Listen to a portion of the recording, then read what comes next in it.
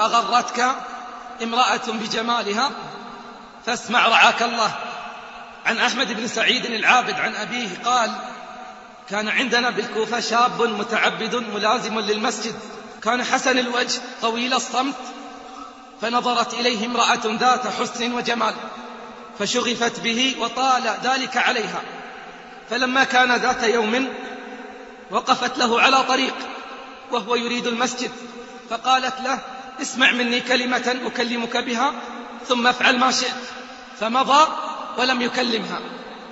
ثم وقفت له بعد ذلك على طريق وهو يريد منزله، فقالت له: يا فتى، اسمع مني كلمات أكلمك بهن. قال: فأطرق مليا وقال لها: هذا موقف تهمة، وأنا أكره أن أكون للتهمة موضعا. فقالت: والله ما وقفت موقفي هذا جهالة مني بأمرك، وجملة ما أكلمك به أن جوارحي مشغولة بك، فالله الله في أمري، الله في أمري وأمرك.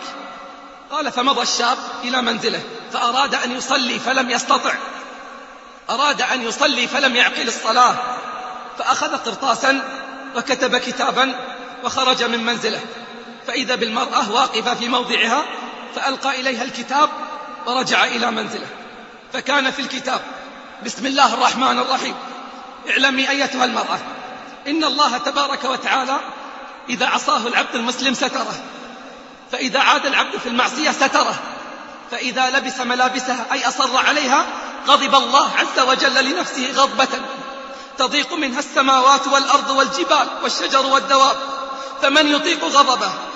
وإني أذكرك يوما تكون السماء كالمهل وتكون الجبال كالعهن وتجثو الأمم بصولة الجبار العظيم، فإني والله قد ضعفت عن إصلاح نفسي، فكيف بإصلاح غيري؟ فإن كنت مريضة فإني أدلك على طبيب يداوي الكلوم الممرضة والأوجاع المومضة، ذلك رب العالمين، فاقصديه على صدق المسألة، فإني والله عنك مشغول بقوله تبارك وتعالى: وأنذرهم يوم الآزفة. فإني والله عنك مشغول بقوله تعالى: وأنذرهم يوم الآزفة إذ القلوب لدى الحناجر كاظمين ما للظالمين من حميم ولا شفيع يطاع يعلم خائنة الأعين وما تخفي الصدور. فأين المهرب من هذه الآية؟ إني مشغول عنك بقوله تعالى: إني أخاف إن عصيت ربي عذاب يوم عظيم.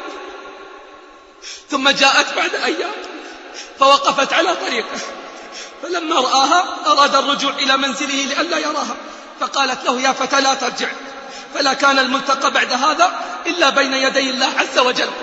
وبكت بكاء شديدا، ثم قالت له: أوصني بوصية أعمل بها.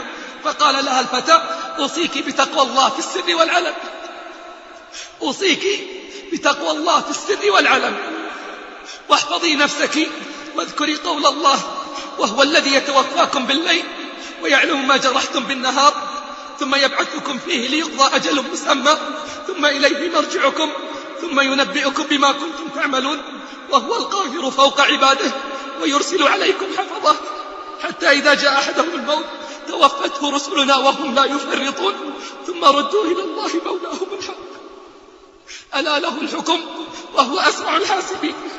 قال: فأطرقت وبكت بكاء شديدا أشد من بكائها الأول، فلزمت بيتها وأخذت في العبادة، فلم تزل كذلك حتى ماتت.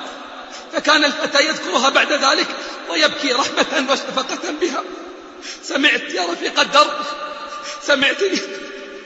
لا غرتهم دنيا ولا فتنتهم امرأة بجمالها، وهي سمعت الموعظة وانتفعت بكلام ربها.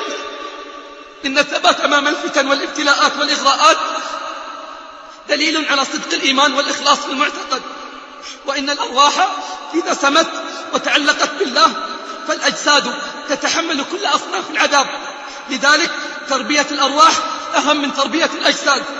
يا خادم الجسم كم تسعى لراحته، أتعبت نفسك فيما فيه خسرانه. أقبل على الروح واستقبل فضائلها، فإنك بالروح لا